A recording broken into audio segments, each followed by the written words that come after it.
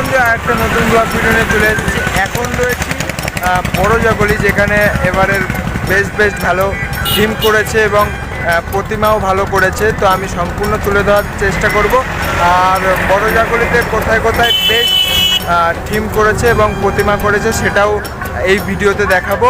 তো আর বেশি কথা না বলে ভিডিও শুরু করা যাক। আমরা প্রত্যেকেই জানি আর কয়েকদিন পর আসতে চলেছে কালী পুজো।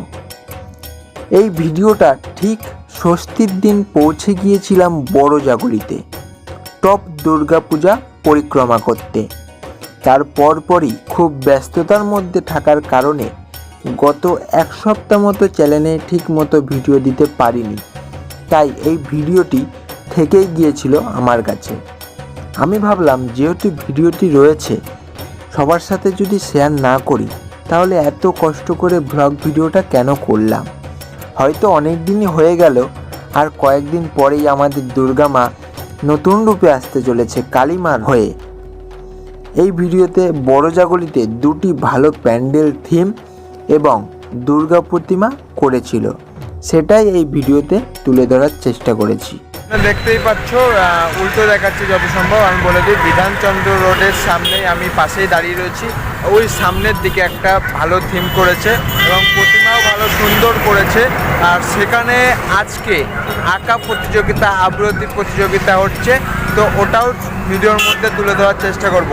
হয়তো প্যান্ডেলের ভিতরে সেই রকম ভয়েস আমি দিতে পারবো না, কিন্তু সম্পূর্ণ ভিডিও তুলে ধরার চেষ্টা করব। চলো দেখতে থাকো।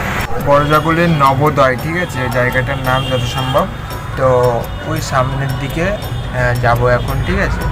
তো ওই প্রতিমাও ভালো করেছে আর প্যান্ডেলটাও খুব সুন্দর করেছে। আমি দেখানো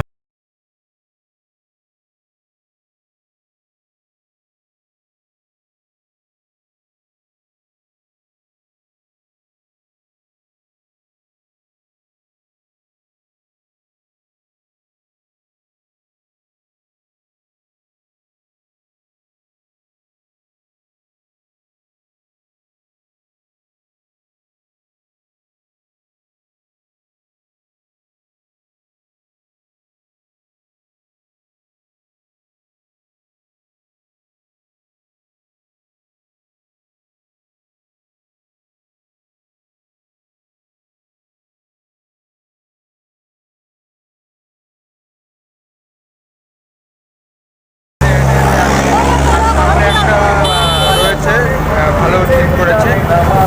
এটা হলো জাগলি, ঠিক আছে। আর বড়জাগলির থেকে দেখে এসেছি, এই দুটোই মোটামুটি বড়জাগলি আর জাগলির মধ্যে নাম করা হয়েছে। তো দেখাবো এইটা সামনে।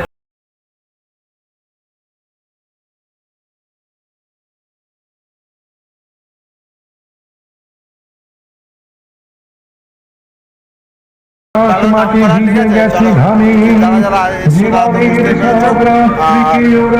বাড়ি থেকে যাবো। সুন্দর প্যান্ডেল করেছে আর থিমটাও খুব সুন্দর আর প্রতিমাও খুব সুন্দর। তো আজকের ভিডিও এইটুকুই, আর পরবর্তী ভিডিওতে আবার নতুন কোনো জায়গায় দেখা হচ্ছে। চট্টগ্রামে যেন পাই। চলো।